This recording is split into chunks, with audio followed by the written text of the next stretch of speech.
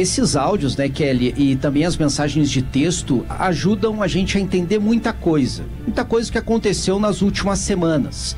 O motivo de Bolsonaro ser obrigado a utilizar tornozeleira eletrônica, a proibição de uso de redes sociais, né, e de redes sociais de forma cruzada, ou seja, por terceiros, e ajudam também a entender o motivo da conversão da medida cautelar de tornozeleira para a prisão domiciliar. Porque até mesmo o áudio de Bolsonaro combinando como apareceria naquelas manifestações de domingo, lá de 3 de agosto, a polícia revela. Outra questão, Kelly, PG e Lopes, ao longo destes 2 anos e meio que a Polícia Federal se debruça em várias investigações contra Bolsonaro desde que ele deixou a presidência, nós não tínhamos acesso a mensagens trocadas pelo ex-presidente. Ele sempre foi cuidadoso em deletar estes conteúdos e a polícia praticamente não conseguiu recuperar nada. Agora, parte do conteúdo foi recuperada. A partir da apreensão de telefones, no dia em que ele teve que colocar a tornozeleira e depois no dia da prisão domiciliar. Eram mensagens apagadas, né? Isso é importante dizer, e que os peritos recuperam a partir da tecnologia. Isso é comum em outros casos. Se a gente for pegar alguém criminoso que tem envolvimento com outros crimes, tráfico, pedofilia, não estou fazendo paralelo de crime aqui não, mas para explicar para o ouvinte que há softwares, equipamentos que permitem recuperar mensagens quando a Polícia Federal julga importante para a investigação e adiante. Isso, até agora não havia a recuperação, ou pelo menos a divulgação, né, de mensagens recuperadas, e neste momento sim, a recuperação especialmente das mensagens de texto. Alguns dos áudios que Bolsonaro envia foram recuperados, mas é um número bem reduzido. Vários outros, no relatório a Polícia Federal explica isso, eles não foram recuperados, bem como o conteúdo das ligações de áudio e vídeo. Em vários momentos, Kelly, Eduardo está conversando com o pai por meio de mensagens de texto e o ex-presidente diz, me liga, né? Ou vou ligar, a gente trata disso por telefone. Não falar por ali. Então, exato. Esse conteúdo, ligações criptografadas, né, pelo WhatsApp, cujo conteúdo não foi divulgado. Mas o material recuperado, ele já traz muitos elementos que nos ajudam, né, Kelly, a explicar, primeiro, a preocupação com a saída de Bolsonaro do Brasil, em razão deste rascunho de um pedido de asilo na Argentina de Javier Milei, e também, o que para mim é o principal, a ação de Bolsonaro junto a Eduardo Bolsonaro para não só determinar o tarifaço contra o Brasil, como para mantê-lo. A ideia de que manter o tarifaço era a única forma de obrigar o Congresso a aprovar uma anistia ampla ou o Judiciário a recuar nas ações contra ele. Paulo Germano, antes da gente ir para os áudios, quero ver as tuas primeiras impressões. Eu conversei com um jurista, com 2 juristas, na verdade, Rodrigo, Kelly e Chu, bastante respeitados, para entender, né, por que Alexandre de Moraes toma essa decisão de divulgar esses áudios que são, claro, do relatório da Polícia Federal. Mas quem divulga, né, quem autoriza a divulgação precisa ser o Judiciário. No caso foi o Alexandre de Moraes, que é o relator do processo. Do ponto de vista formal, né, o ministro Alexandre de Moraes se ampara no princípio da publicidade dos atos processuais, que é uma coisa prevista na Constituição, que é quando tem muita relevância, um caso como é o caso aqui, Kelly, a regra é a transparência. Né? A não ser que tenha risco de obstrução, necessidade de sigilo, não. A regra é divulgar, ok. O problema é que normalmente não se divulga nesta fase, Rodrigo, né? Que é a fase do indiciamento. Não tem denúncia ainda, não tem julgamento. Então, o que é normal? É normal divulgar depois que o processo está instaurado, depois que a justiça aceitou a denúncia, depois que esses investigados viraram réus.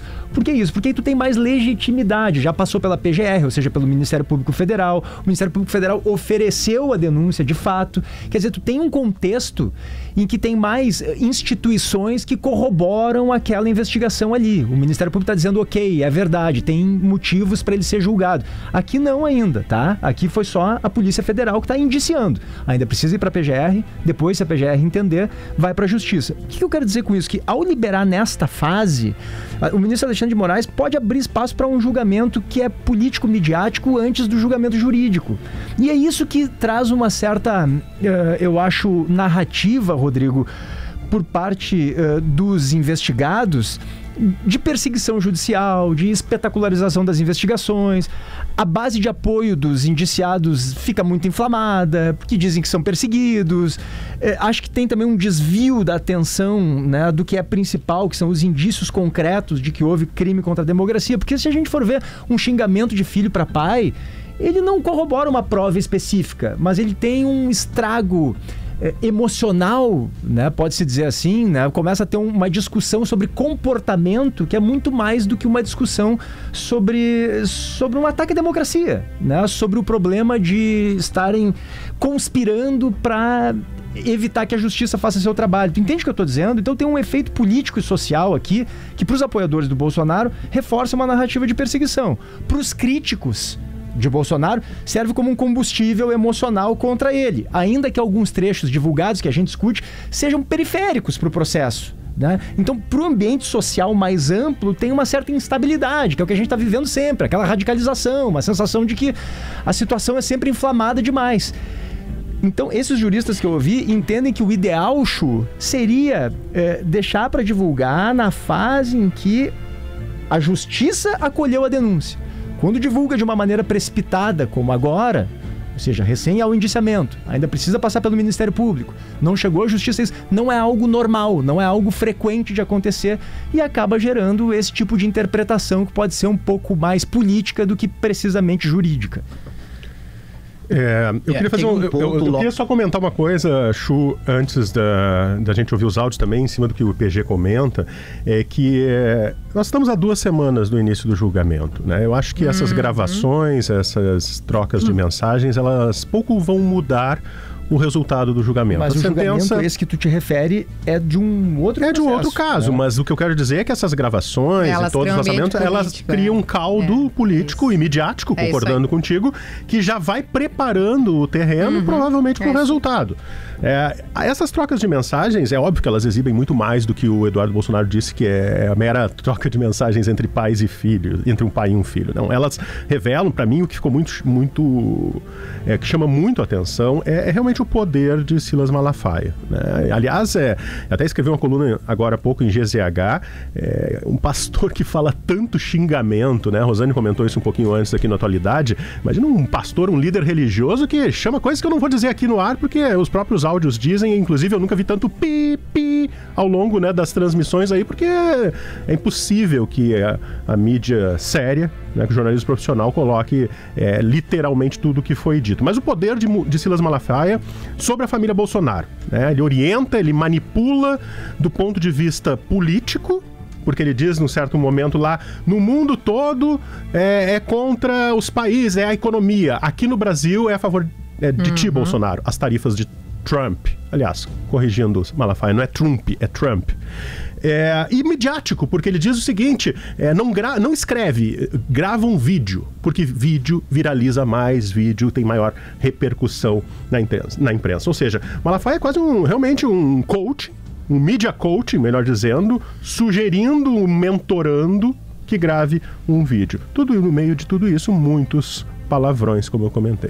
Eu vou passar a bola pro Chu e só complementando, esse ambiente político é muito bom o ponto que o Rodrigo trouxe, Matheus, porque a gente tá aí faltando poucos dias pro julgamento da outra ação. Eu sempre uso a metáfora do futebol, né? A gente tem a pré-Libertadores, tem a fase de classificação, tem a fase de grupos, vai avançando até chegar à final.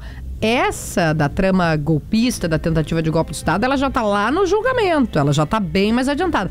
Essa que o PG se referia, a gente está analisando, ela está bem no início. Mas vem cá, indiciamento. Só que concordo plenamente com o Rodrigo. Tudo uma geleia. É criar, né, Matheus, a gente que cobre Brasília sabe, um ambiente político, a convicção, o terreno para algo que a gente já sabe que vai acontecer, né, Matheus? Primeiro eu quero dizer, PG, que não fui eu a trazer comparações de futebol num dia como esse. Depois, eu vou falar de chuva daqui a pouco, se preparem, tá? Não, vocês acham que aqui nós estamos no auge? Virá a chuva, calma. É isso. Bom, mas o Lopes, ele traz exatamente o ponto que eu queria destacar, que é esse ambiente político que é criado. E vejam as semelhanças, né, com os casos da Lava Jato, de outras operações em que os responsáveis, no caso no judiciário, divulgam antes da hora as mensagens para ter o apoio da opinião pública. Vamos lembrar o caso do Palocci, né? delação divulgada um pouco antes das eleições. Esse método, ele é muito comum e do ponto de vista da análise jurídica, PG, que você foi buscar, de fato, não se justifica, mas é a tentativa de corroborar, de dar mais elementos para a opinião pública apoiar eventuais medidas. Neste caso aqui, na minha opinião também, foi publicada agora em GZH a coluna em que eu falo sobre isso, ajudam a justificar a prisão antecipada de Bolsonaro. As mensagens ajudam a justificar. Agora, é claro, elas vão ter que ser analisadas pelo Ministério Público, por meio da PGR, que lá na frente vai apresentar ou não a denúncia. Mas como são mensagens do próprio ex-presidente, é muito forte, né? O áudio dele, o filho escrevendo, o pastor falando dessa forma. Aliás, me lembrou aqueles áudios que a gente recuperava lá na a lista da Odebrecht, né, Kelly? Você estava aqui em Brasília, a gente cobriu junto. Eu brinquei que só podia reproduzir no sala de redação, com quantidade de palavrões que tinha do Aécio Neves. Tem um áudio que eu me lembro muito dessa época, que é a dona Marisa, já falecida, mandando enfiar a panela naquele lugar, né? Esse é um bom exemplo. E esse é um exemplo do que o PG está analisando agora, mas é um modus operandi desse julgar da política brasileira, que você cria um ambiente, e aí eu voltaria até no Mensalão, eu estava em Brasília, foi a mesmíssima coisa. Você cria um ambiente a partir de tudo que mostra de elementos, e aí a opinião pública já está formada, né? Ou já um terreno para uma eventual, ou o que acaba acontecendo, que é a condenação. Eu me lembro especificamente do Mensalão e de tudo que foi posto, divulgado e falado, e desse caso da dona Marisa. Por que eu tô lembrando desse? Porque, assim como o PG disse, e juristas falam, não tinha nada a ver com o processo. A dona Marisa querer mandar enfiar a panela naquele lugar ou não, é péssimo, sob qualquer aspecto de condução e comportamento, mas o que isso tem a ver com condenação, não tem. Assim como o Malafaia chamar o Eduardo das palavras que chamou, ou falar um monte de palavrão, isso aí não determina a condenação ou absolvição de ninguém, né? Pode ser ato de contrição na missa, mas para uma condenação jurídica são outras coisas. Porém, concordo plenamente de que você gera na opinião. Mas olha aí também, né? Os caras estavam lá, estavam fazendo isso, estavam fazendo aquilo. Claro, tu acirra os ânimos pros dois lados, né? Emocionalmente falando. Mas acho importante o que tu estava dizendo agora, Kelly, porque já começo a receber aqui mensagens, Rodrigo, diz assim, bom, mas se acha errado, por que divulgam na imprensa, né? E esse é um ponto que eu sempre acho importante a gente deixar claro. O papel da imprensa não é esconder. Se um documento oficial é liberado pelo Supremo Tribunal Federal, não cabe à imprensa sonegar a informação. O que eu vou fazer? Fazer silêncio deliberado é uma coisa paternalista, é antijornalístico, inclusive. O jornalismo existe. A gente divulgou em todas as ocasiões. Claro, o jornalismo existe para tornar público os fatos de interesse coletivo, né? O relatório de indiciamento de um ex-presidente é, sem dúvida, de interesse coletivo. Então, a questão é a diferença de papel, né?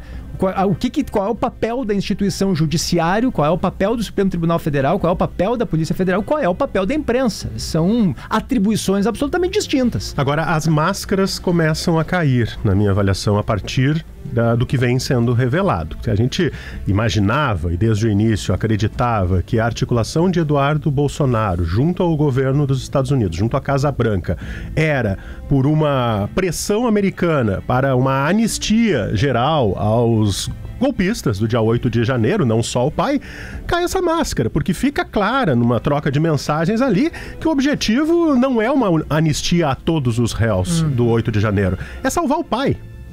Sejamos claros, é salvar o pai, o que deixa a direita numa situação muito difícil para as eleições do ano que vem, porque o tarifaço do Trump, eu destaco... Rodrigo tá incomodado é com o Trump, ô Matheus, o Rodrigo ficou chateado, é o Trump. O tarifaço do Trump, ele prejudica a economia brasileira. Pelo amor de Deus. Ele atinge, como é que a direita, em 2026, vai ter um discurso, ou vai herdar o capital político de Bolsonaro, sendo que o clã Bolsonaro, a família Bolsonaro, articulou junto ao governo dos Estados Unidos prejudicar a economia brasileira.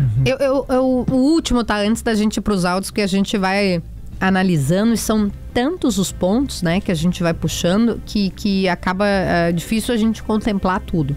Mas, para mim, tem um ponto central e que também, eu acho que contrasta, que faz uma contraposição aos apoiadores do Bolsonaro, do ex-presidente e pessoas à direita, é que quando o Eduardo fala em criticar o Supremo, Jair Bolsonaro diz o seguinte, Matheus: esqueça qualquer crítica ao Gilmar.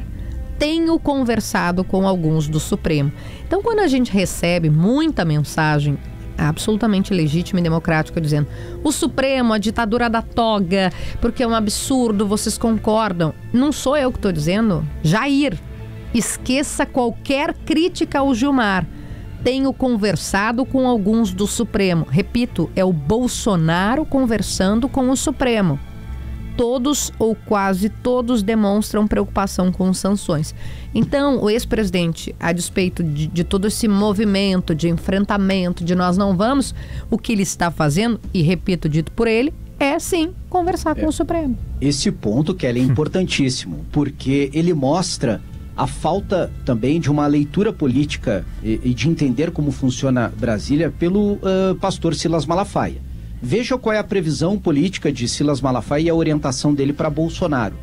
Insistir na anistia, porque o tarifaço, na visão dele, obrigaria até mesmo deputados do PT a votarem a favor da anistia. Ele entendia que o Brasil ia ficar refém dos Estados Unidos, que ia anistiar geral para não ter o tarifaço, né? E daí, quando começa a haver a repercussão de governadores que, evidentemente, têm um mínimo de responsabilidade, contrários ao tarifaço, preocupados com isso, aí a avaliação começa a mudar, né? Aí começa a embaralhar esta previsão política feita pelo pastor Silas Malafaia. E outro ponto, Kelly, PG e Lopes, que eu destaquei no Atualidade, a gente precisa deixar claro.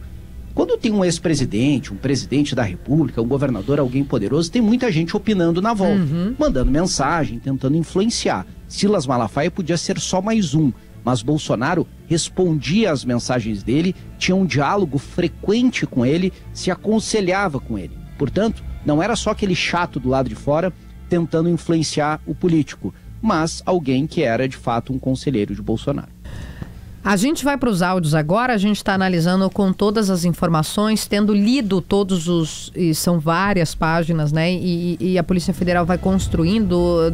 Não nos debruçamos, vamos fazer isso depois, sobre a movimentação financeira. A questão da possível pedido de asilo também, para o Milei, exato, né? Um registro, um rascunho, milhões para Michele, milhões para o filho. A gente vai para essa parte na sequência. Mas vamos então aos áudios para poder continuar construindo essa linha do tempo aqui a partir do indiciamento do ex-presidente Jair Bolsonaro e do filho dele, Eduardo Bolsonaro.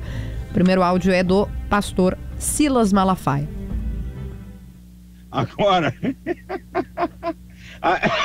Agora, presidente, a boa. Dá parabéns ao Flávio, pô! Falou certo, cacete. Na CNN, na Globo News, eu não sou a favor da taxação, não, mas tem que sentar para conversar sobre a anistia. Pô, tudo a carta do Trump é pra você. Toda a arrombada que o Trump deu no mundo é sobre economia. Você, com o Brasil, é sobre você, cara. A faca e o queijo tá na tua mão, ô cacete. E nós não podemos perder isso, pô. E vem teu filho babaca falar merda, dando discurso nacionalista, que eu sei que você não é a favor disso. Dei-lhe um esporro, cara. Mandei um áudio pra ele de arrombar. E disse pra ele, a próxima que tu fizer, eu gravo um vídeo e te arrebento. Falei pro Eduardo, vai pro meio de um cacete, pô. O cara tá sendo contra você, essa fogueira de merda de vaidade. Mas dá parabéns ao Flávio, tá? Foi certinho, é isso aí, vou dar parabéns a ele também. Vambora! A faca e o queijo tá contigo, Deus tá contigo, compadre. Eles estão ferrado. Vão ter que sentar no colinho, tá? Essa que é a verdade. Um abraço. Duas coisas aí, né? Não é que o Silas Malafaia se coloca contra o tarifaço, o que a gente interpreta é que ele não quer as digitais. E seria uma falta de inteligência deixar as digitais como o Eduardo Bolsonaro fez, né? De dizer, olha aqui, nós estamos aqui nos Estados Unidos. E aí ele elogia o Flávio Bolsonaro, senador, também filho do ex-presidente, porque o Flávio diz, não, as tarifas não são, né? Não tem que comemorar a tarifa, a gente tem que trabalhar isso ou aquilo, mas segue na linha de que o Supremo comete excessos e, portanto, o Brasil teria que mudar a sua condução para não prejudicar o cidadão, a economia, enfim. Então tem este aspecto aí. E aqui é importante que é só a gente relembrar por que o Silas Malafaia está sendo investigado, né? Porque ele é visto, segundo o relatório da Polícia Federal, como uma espécie de consultor. No quê?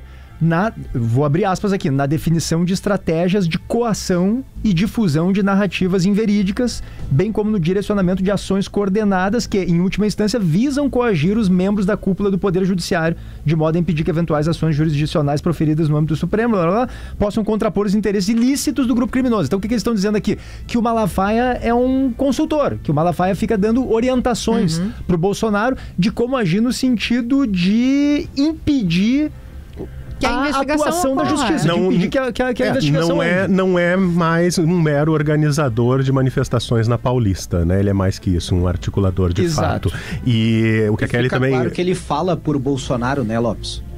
Inclusive nas manifestações, né? Sim. Em razão da ligação entre os dois, né? Essa questão que a Kelly também coloca, Chu, eu acho interessante porque expõe uma divisão de interpretação dentro do círculo duro ali do bolsonarismo, ou seja, Malafaia, Eduardo, Flávio e o próprio Jair, sobre a compreensão em relação às medidas de Trump, do tarifaço, né? O Malafaia dizendo, não, olha, como tu falavas, né, Kelly, não dá pra bater palmas pro tarifaço, porque isso aí vai prejudicar os nossos apoiadores. Não dá pra botar todo mundo no mesmo balaio, digamos assim. Né? As empresas, acho que tá certo esse ponto do Rodrigo, né, Matheus? Os grandes apoiadores do presidente, do ex-presidente Bolsonaro, e legitimamente, democraticamente, foram os mais afetados, né? Nas suas empresas, nas suas indústrias. Esse ponto ele é fundamental e ajuda a explicar essas divergências e por que na sonora que a gente rodou agora, no áudio, ele elogia Flávio e critica Eduardo Bolsonaro. Porque o senador Flávio Bolsonaro, como a gente sabe, é o mais político, né? Isso. Político mais tradicional da família, o mais ponderado. Ele criticou o presidente Lula pela postura que tem contra os Estados Unidos e tentou tirar o tarifaço do colo de Bolsonaro. E tentou também demonstrar que não apoia esta medida, esta sanção econômica contra o Brasil. Depois que publicou uma mensagem dessas, Kelly, ele foi obrigado a removê-la. Isso, nós chegamos a comentar, lembra? A gente estava no ar na hora e lemos a mensagem. Perfeito.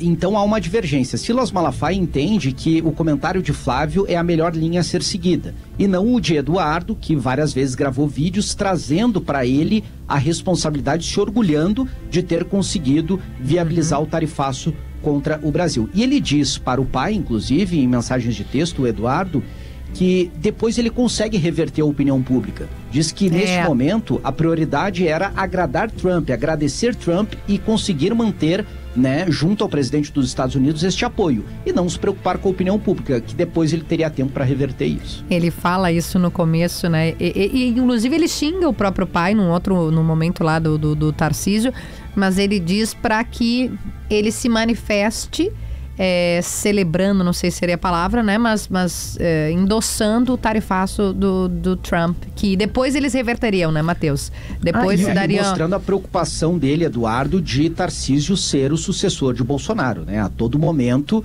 com críticas pesadas ao governador de São Paulo. Eu vou trazer só um trecho curto aqui que ele escreve, né? Mensagem de texto, no caso. A narrativa de Tarcísio te sucedendo, que já há acordo para isso, está muito forte. Precisamos segurar isso para nos mantermos vivos aqui. Ele diz também, Tarcísio nunca quer pousar de salvador da pátria. Se o sistema enxergar nele uma possibilidade de solução, vão fazer o que estão pressionados a fazer. Uma solução, Tarcísio passa longe de resolver o problema. Diz também que o governador nunca ajudou ele, Bolsonaro, junto ao Supremo Tribunal Federal. Quando ele cobra isso que o Matheus disse pra gente, né, de Bolsonaro dá uma sinalização pro Trump de que, te agradeço por ter feito isso, ele diz assim, o cara mais poderoso do mundo, o Trump, está a seu favor, fizemos a nossa parte. Se o maior beneficiado, Bolsonaro, não consegue fazer um tweet vaselina, quer dizer, um tweet que agradecesse, aí realmente ferrou. Você tem sido meu maior empecilho para poder te ajudar. Ele tá cobrando que o Bolsonaro fizesse uma sinalização, obrigado, Trump, né? Que o Bolsonaro não fez, aí a estratégia que o Silas também estava dizendo, né? De não vamos botar nossas digitais aqui. Mas, enfim, o que a Polícia Federal está investigando e a Justiça, assim, ó, se tiver digital, isso é grave, porque isso é tentar impedir o trabalho da Justiça. É isso que eles estão dizendo. Traduzindo, gente, eles estão dizendo, olha, porque se o Trump aplicasse tarifa e não tivesse nada a ver com a gente, o Trump, porque aplicou contra a China, contra sei lá o quê, né? Se ele aplicasse... O problema dessa história é que quando o Eduardo bate no peito e diz, olha aqui, estamos aqui, e fui eu, olha aqui, a gente está fazendo... Ele está dizendo, sim, eu quero chantagear, eu quero coagir, eu quero determinar o que o Supremo vai fazer. E está muito claro desde o início por que Trump colocou as tarifas no Brasil. Foi o único país que tem uma balança comercial superavitária. Ou seja, o Brasil exporta mais para os Estados Unidos do que compra, enquanto todos os outros países que Trump aplicou tarifas, a relação é contrária. O que faz sentido economicamente, dentro da lógica de um país protecionista como os Estados Unidos, né? De punir os países que vendem mais para os Estados Unidos do que compram. O Brasil tem essa relação contrária. Vamos ouvir o ex-presidente falando sobre a anistia, mais um trecho aí do que foi divulgado. O ex-presidente Jair Bolsonaro é a reivindicação que haja anistia. A gente vai ouvir o que ele disse nesse material divulgado pela Polícia Federal. O que eu mais tenho feito, Malafaia, é conversar com pessoas mais acertadas, vamos assim dizer, no tocante que se não começar votando anistia, não tem negociação sobre tarifa. Não adianta um ou outro governador querer ir para os Estados Unidos, ir para a embaixada, para não sei onde quer que ele vá, tentar sensibilizar, não vai conseguir, da minha parte. É por aí, pô. Agora, eu não posso também expor, como você quer que eu me exponha, que daí não resolve nada. Se eu der uma de machão agora, atenção, só se for assim, só se for assado, não resolve nada. Eu tenho meus contatos, não falo com ninguém e estou fazendo aquilo que eu entendo, você também tem razão, é a anistia. Resolveu a anistia, resolveu tudo. Não resolveu, já era. Ele não perde nenhuma, tenha certeza disso. É uma fala para o pastor Silas Malafaia, porque a grande questão e que os apoiadores de Bolsonaro, isso não é escondido não, né? E, aliás, democraticamente, cada um pede aquilo que acha que é correto. Os grupos políticos, né, Matheus, pedem a anistia. Isso é um movimento que está acontecendo na Câmara. Quando teve aquela obstrução, houve uma reivindicação junto ao presidente Hugo Mota para que os envolvidos no 8 de janeiro sejam anistiados. O que esses áudios, as investigações revelam, e aí quero uma leitura tua, porque a gente já está se encaminhando para o final aqui também, que ao que parece, há uma preocupação muito maior em uma anistia para o Bolsonaro do que uma anistia geral. O Eduardo em algum momento chama de anistia light, né? Se vier anistia light, o que dá pra gente depreender disso, Matheus? O trecho que ele cita é exatamente o seguinte: se a anistia light passar a última ajuda vinda dos Estados Unidos, terá sido o post de Trump, né? Um dos primeiros lá. Eles não irão mais ajudar. Temos que decidir entre ajudar o Brasil, brecar o STF e resgatar a democracia, ou enviar o pessoal que esteve num protesto, que evoluiu para uma baderna, para casa num semiaberto. Ele deixa claro, portanto, que ele é contrário à medida que estava avançando no Congresso e que é a mais viável hoje, que é uma anistia parcial, né? Um texto construído para evitar prisões que podem ser consideradas abusivas, né? Com tempo de prisão, que a gente mesmo já criticou aqui, de quem pichou lá a estátua, de quem depredou o patrimônio público e está com